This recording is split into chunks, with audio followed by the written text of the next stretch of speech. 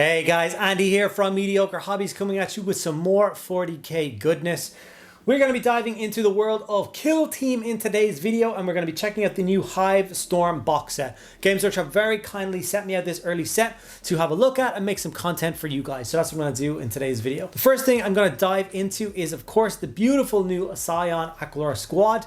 And I'm going to get one of those members built and painted up in today's video to show you how I would tackle painting these models. I'm not a colossal fan of the way they painted them in the box set themselves. Prefer the traditional Scion color scheme. So I'm going to see how that transfers over to this new models in this video. If you want to see how I'm going to be painting up the Vespid Stingwing, that is going to be a YouTube member and Patreon exclusive video that will drop early next week. So if you want to see me painting up those awesome Vespid miniatures, then you're going to have to become a member of the Patreon or check out the YouTube membership. They are all both linked down below. Now, before I get into the video, I just want to say a huge thank you to all of you guys out there who support me in the myriad of different ways that you do, like watching the videos, liking, commenting, subscribing, and all those other good things. Without you doing those things, I could not do this. So from the bottom of my heart, thank you so much. Okay, I think we're about ready to dive in and get the first model from this set painted up. As for what I'm going to do with all the scenery in there, I'm not 100% sure yet. There is quite a lot of it, and it does match in with the current range of 40k building. So maybe 40k building video in the near future. I could do with a new table, so we'll see. Let's get stuck into the Scion though.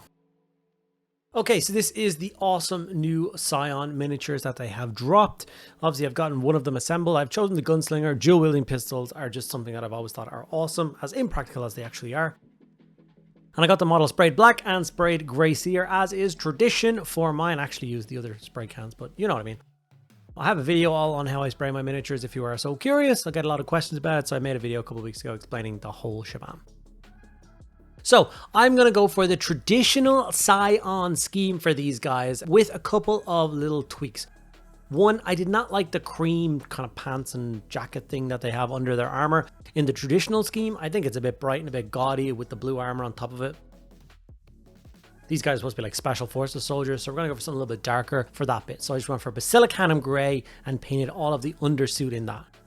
After that, I grabbed the Fenrisian Grey contrast, and I applied that to, or the Space Wolves Grey contrast, and I applied this to all of the armor panels that exist on the Scion. So the Aquilors are a little bit, I keep calling them Aquilors, but I don't think it's the right term. Aquilors is just stuck in my head. There's another term for them. They're slightly less armored than a traditional Scion. Their armor is a little bit more segmented, obviously for a little bit more fluid of movement with their grav-chutes and stuff. So obviously you're going to see a lot more of the grey shining through, but then of course they make up for that by having the grav-chute on the back, which is going to take up a lot of that blue color. Black Templar is used for all of the gun casings, so all pistols, if they've got the rifles or shotguns or grenade launchers or whatever, the casings of their weapons are going to go black. And there's of course a bunch of different areas on the middle miniature that need to be black as well. So we're going to black in the boots, and then all of the straps that are holding on all the different armor panels and armor plates, we're going to hit that with that color as well. There's also some pipe work, and any of the bits and pieces you think need to be kind of blacked in, you can do it from that point down as well. I do quite enjoy painting Scion miniatures. I actually have an entire Scion army, which most of them need a coat of paint, so I may go back at some stage and get some more painted. As like I said, I quite enjoyed the process of it, and now that I've got these guys add into it, it's almost like a full cohesive force. From here, we are of course going to move over to Leadbelcher and start working through the metallics. So there is a couple of bits and pieces of metallics that need to be done. So with the Leadbelcher in mind, obviously the rest of the pistols, he's got 2 pistols, we've done the casings in black. The rest of them have to get done in silver, so Leadbelcher is my go-to color of choice. There's a bunch of other bits and pieces. It's hard to kind of explain, you know, all of them. But things like, you know, the eye lenses on the helmet, I'm going to block in with silver. The vents and stuff, and there's like a tank on the back of the grav-chute. We're going to make sure to get that done as well. And basically just use your common sense. Go around the miniature and try and spot things that need to have a coat of silver. It's not rocket science. I'm sure you guys will figure it out. After that, we've got Retributor Armor Gold brought in, and that's going to be for all of the trim on the armor. And this is the kind of point where I realized that these guys may have a little bit less armor than the traditional Scions, as this didn't take nearly as long as I thought it was going to. There was a bit around the chest, there was some lines that went up over the top of his head, his shoulder trims, and then there was some skulls on his knee pads, shin pads, that we decided to block in with gold as well. And there's also some skull and crossbone style design on the back, which we also hit with gold. Just have a little bit of fanciness in these guys. They are, of course, like the Special Forces for the Imperial Guard. So they deserve a little bit extra trim, a little bit extra style, if you will. So this is where we ended up with the gold. I threw some detail on the bases as well, so obviously all the different guys are standing on different bits of detritus. You choose whatever colors you want for those. I went for grey for the rocky bit, and then I thought about the other thing as like a portable air conditioner style thing with a military grade one, so I put some military green on it and some silver trim. And that's all going to get with the same shade that I'm hitting the rest of the model with now, which is Seraphim Sepia. Sepia, the entire model from head to toe. In fact, it's head to bottom of base, not toe, because then you wouldn't hit the air conditioning thing or the rock. But anyway, you know what I mean. Sepia. Sepia, the whole thing. Whilst the sepia is drying, I also applied some brown textured paste to the base. It wasn't fully dry yet, so I didn't get to finish off the base before going into the layering, which I normally do, but we'll get to that later on. So with the shade dry fully on the model, it's time to go into the layering process. We're going to start with Mechanicus Standard Grey, and that's going to be for all those fatigues. Like I said, we want this color, this undersuit of the armor, to be like a secondary color. It's just a background thing. And I want it kind of dark. I want it, like I said, in the background. I want the armor and like the trim to be the poppy parts of the model. The thing that when you look down at the model, those are the bits that kind of jump out and stand out to you. So Mechanicus Standard Grey is a perfect thing to highlight those trousers with. That won't draw attention, but will still look nice, neat and tidy if anybody does bother to look at them. There's really nice folds and creases and stuff. It's actually quite a joy to layer up these parts because they're in these dynamic poses, kind of, you know, standing up and down on different bits of broken stuff. They've got quite a few interesting bases, so I think it'll be quite a lot of fun to paint up the rest of the squad. Okay, after we have gotten that beautiful bit all blocked in, you can't even really tell what I did there. It's time to move over to the fun color, which is Thunderhawk Blue. And this is the color that we are going to use to layer up all of the armor. And this is going to pull the armor out of the gray tones and push it more into like a shadowy blue tone.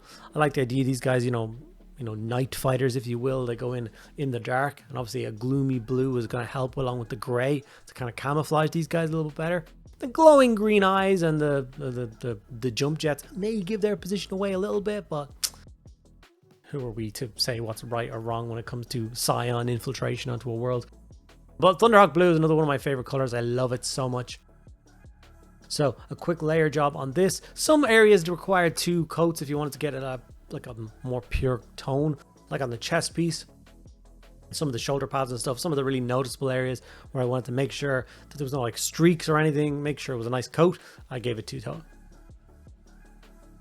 With that done, the model is already starting to really come together, so we're going to go in for Corvus Black. It's my go-to color for layering up black. It's a nice black tone with a touch of gray to it, and it works great to highlight things. So obviously, all of the casings on the pistols, obviously all the rifles and all the other weapons as well, you'll be doing the same thing. His boots, belts, buckles, all those other bits that are black, including those piping bits on the grav-chutes. I keep calling these things grav-chutes like they're the same as the Elysian drop troops have. I'm not 100% sure if they are. Do these guys actually fly around the battlefield, or do they just jump jet down? I don't know. I need to check that out.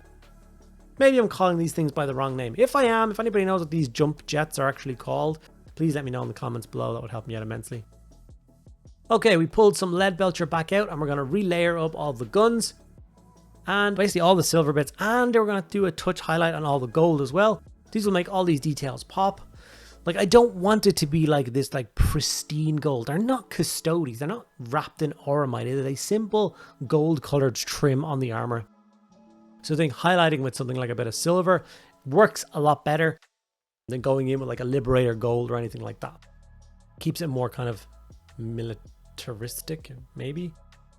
Okay, now that the base is fully dry, we're going in with some Ryza Rust, and we're going to dry brush in all of that gray, brown texture paste. And as you can see, I'm deliberately aiming for and hitting all of the debris on the ground as well.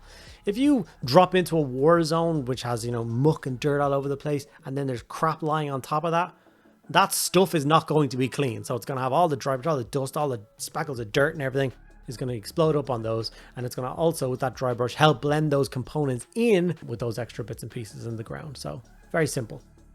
After that, we're going to get a little bit of bone and do exactly the same thing, just a lighter tone. After that's done, all I'm going to do is get a fresh coat of black paint and rim the base nicely twice to make sure that it's a solid coat and it looks nice and fresh. After that, we've got some warp lightning. So we're going to put this into the eye lenses. So when we did the lead belcher highlight stage of this miniature, we made sure to paint in you know, the light on the side of his helmet and his eye lenses and anything like that with a bright coat of silver, so that when I put this warp lightning contrast on top of it, it's going to make those details pop, make it look like we put loads of effort in, when really we did not. And with that done, I'm very happy to call this first new Scion miniature fully painted and ready to be deployed into a nice game of Kill Team very soon. I don't think the Vespid stand a chance fighting these awesome guys. Really, really happy with the result. It's another Imperial Guard model, so I'm always going to be happy with it. I hope you guys are too. I hope you like the final result of this guy and you're curious to see what the rest of these guys will look like. They will be posted on my Instagram very soon, so if you want to see what the full squad looks like, check that out there. But yeah, hopefully you're looking forward to the rest of them as much as I am. Okay guys, there we have it. My first Scion Aquilon is painted up. I of course went for the gunslinger. I love dual wielding pistols. I know it's not a very practical thing, but I've always thought it looks awesome. And once I saw there was an option in the kit to give him this, there was no stopping me. There was no way I was going to not do it. Beautiful open pose on some nice scenic, tactical, rocky stuff to make him stand out. Grav-chute and all. Love him. Very happy with how he turned out. Love that he matches in with the original Scion color scheme with the way I've done him, which means he will match in with the Scion army that I have already, just like the other 9 members of the squad will when I get them painted up. Like I said at the beginning of this video, if you're curious to see what I'm going to do with the Vespid, you'll have to become a Patreon or check out the YouTube Studio membership. Both of those things are available, linked down in the description below. We're going to be launching a Vespid Stingwing video very early next week on those 2 sources, so check that out. All right, guys, thank you so much for sticking around at the end of this video. I very much appreciate it. Make sure you do the 3 good things: like, comment, subscribe. Costs you nothing, means the world to us. Big Sarah. Thank you so much. See you in the next video.